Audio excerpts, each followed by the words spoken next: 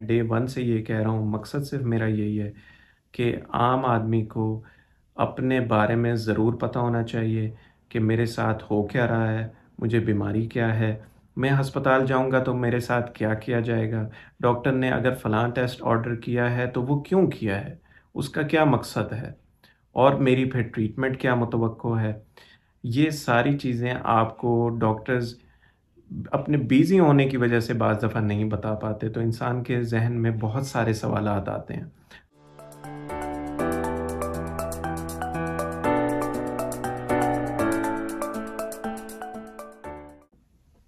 बिस्मिल्लाहिर्रहमानिर्रहीम, अस्सलामु अलैकुम। मैं डॉक्टर असद रियाद से। सबसे पहले दरूद व सलाम अल्लाहुम्मा सल्लि अला मुहम्मद व अला आलि मुहम्मद व बारिक वसल्लम। उम्मीद करता हूँ आप सब खैर खैरियत से होंगे। ये मेरी वीडियो किडनी स्टोन्स यानी गुर्दे की पत्थरी के बारे में है। इस बीमारी के बारे में जानने से पहले सबसे पहले मैं आपको कुदरत का वो निज़ाम बताना चाहता हूँ जो अल्लाह सुब्हानहू व तआला ने हमारे जिस्म में रखा है।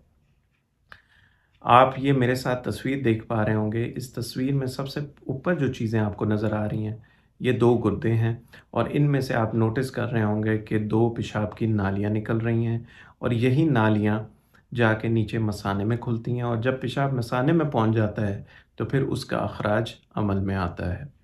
तो जब पथरी बनती है इंसान के जिस्म में, तो वो सबसे पहले इन गुर्दों में बनती है और जब गुर्दे से वो पथरी निकलती है, तो वो पेशाब की नाली के या पहले हिस्से में रुकती है या दरमियान में या निचले हिस्से में।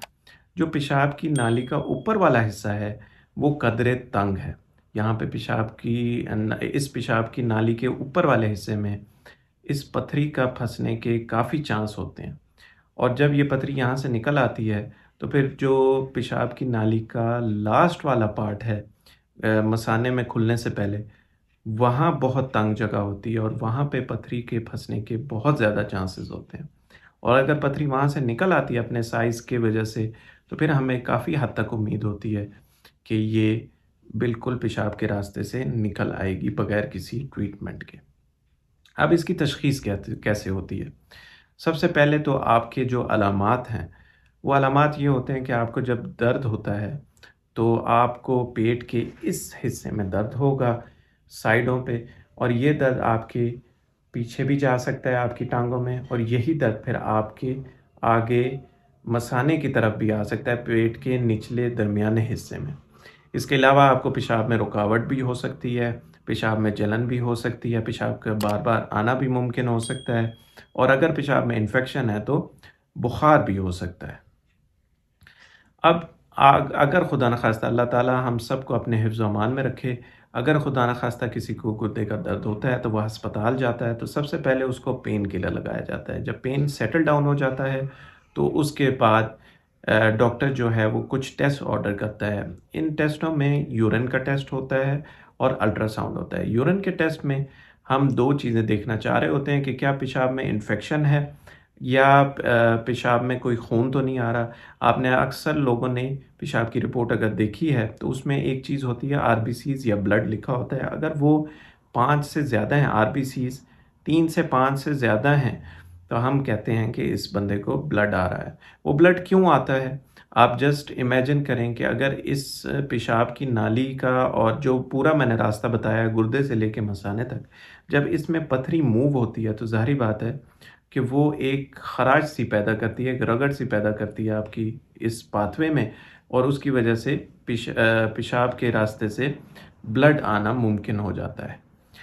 अब अगर मिसाल के तौर पे आपको ब्लड आ रहा है, तो हम डॉक्टर्स अल्ट्रासाउंड ऑर्डर करते हैं इस चीज़ को देखने के लिए कि पथरी है कि नहीं है।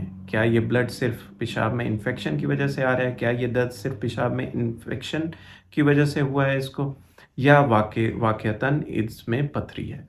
जब हम अल्ट्रासाउंड करवाते हैं, तो ज़रूरी नहीं कि अल्ट्रासाउंड में पथरी नज़र आए। हाँ, अलामात नज़र आ सकती हैं कि ब्लॉकेज है पेशाब की, लेकिन ये डिपेंड करता है कि अल्ट्रासाउंड कौन कर रहा है, उसका कितना तजुर्बा है।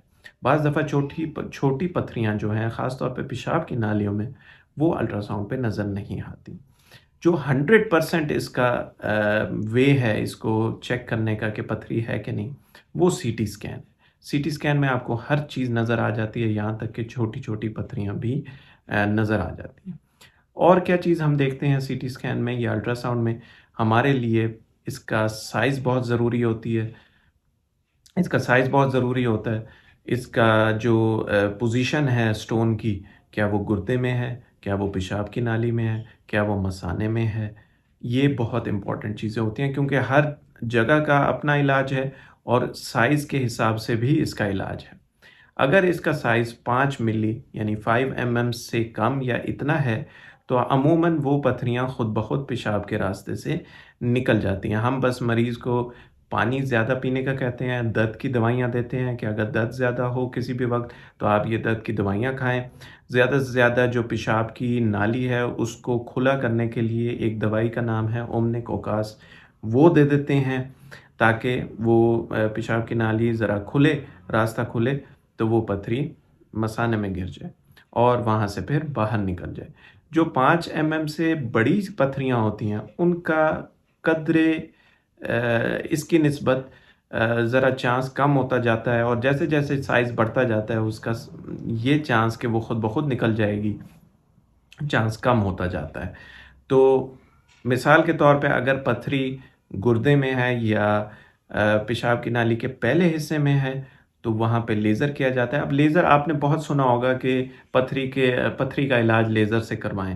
وہ ہوتا کیا ہے کہ ایک ریز سی ہوتی ہیں جو وہ انسان کے جسم کے باہر سے مارتے ہیں، اور اس کا کام کیا ہوتا ہے کہ وہ ریز جا کے پتھر سے ٹکراتی ہیں، اور ہمارا مقصد کیا ہوتا ہے کہ اس پتھری جو بڑی پتھری ہے جو نیچے نہیں آ پا رہی اپنے سائز کی وجہ سے، اس کو چھوٹے چھوٹے حصوں میں کنکریوں میں توڑتے ہیں تاکہ وہ پیشاب کے راستے سے آسانی سے مثانے تک پہنچ سکیں اور پھر پیشاب کے ذریعے باہر نکل جائیں۔ جو نیچے پتھریاں ہوتی ہیں جو مثال کے طور پہ پیشاب کی نالی کے نچلے حصے میں پھنسی ہوئی ہے یا مثانے میں کوئی ہے، تو ہم نیچے کے راستے سے کیمرہ ڈالتے ہیں اور اسی پروسیس میں ہی ہم اس کو توڑتے ہیں پتھری کو اور اس کو باہر نکال لیتے ہیں۔ ان پتھریوں کی مختلف اقسام بھی ہوتی ہیں۔ زیادہ جو سٹریس میں کرنا چاہتا ہوں وہ یورک ایسڈ کی پتھریوں پہ کرنا چاہ رہا ہوں کہ ہمارے بہت سارے لوگوں میں یورک ایسڈ جسم میں زیادہ ہوتا ہے، وہ کنٹرول نہیں کرتے دوائی کھا کے، جس کی وجہ سے پھر یہ پتھریاں بنتی ہیں، یہ علامات آتی ہیں اور انسان کو اس تکلیف سے گزرنا پڑتا ہے۔ میں نے اپنی پوری کوشش کی ہے کہ اس ویڈیو میں جو ایک عام آدمی کو بیسک چیزیں لازمی پتہ ہونی چاہیے وہ آپ تک منتقل کر سکوں۔ مقصد صرف میرا یہی ہے، میں ڈے 1 سے یہ کہہ رہا ہوں، مقصد صرف میرا یہی ہے کہ عام آدمی کو اپنے بارے میں ضرور پتہ ہونا چاہیے کہ میرے ساتھ ہو کیا رہا ہے، مجھے بیماری کیا ہے، میں ہسپتال جاؤں گا تو میرے ساتھ کیا کیا جائے گا، ڈاکٹر نے اگر فلاں ٹیسٹ آرڈر کیا ہے تو وہ کیوں کیا ہے، اس کا کیا مقصد ہے، اور میری پھر ٹریٹمنٹ کیا متوقع ہے۔ یہ ساری چیزیں آپ کو ڈاکٹرز اپنے بیزی ہونے کی وجہ سے بعض دفعہ نہیں بتا پاتے، تو انسان کے ذہن میں بہت سارے سوالات آتے ہیں۔ تو میری کوشش ڈے 1 سے، اور اس چینل کا مقصد بھی یہی ہے، ڈے 1 سے یہی ہے کہ میں کم از کم آپ لوگوں کو اتنا ایجوکیٹ کر دوں کہ آپ کو اپنے ذہن میں، دل میں تسلی ہو کہ اگر ہمیں کچھ ہوا ہے تو کیوں ہوا ہے، ہمارا آگے کیا ہوگا، ہمارے کیا ٹیسٹ کیے جائیں گے، ہمارے کیا پروسیجر ہوگا، تو اس سے کافی حد تک بندے کو تسلی ہو جاتی ہے۔ خوش رہیں، خوش رکھیں، اپنا خیال رکھیے گا اور مجھے بھی دعاؤں میں یاد رکھیے گا۔ پھر ملتے ہیں اگلی ویڈیو میں۔ اللہ حافظ۔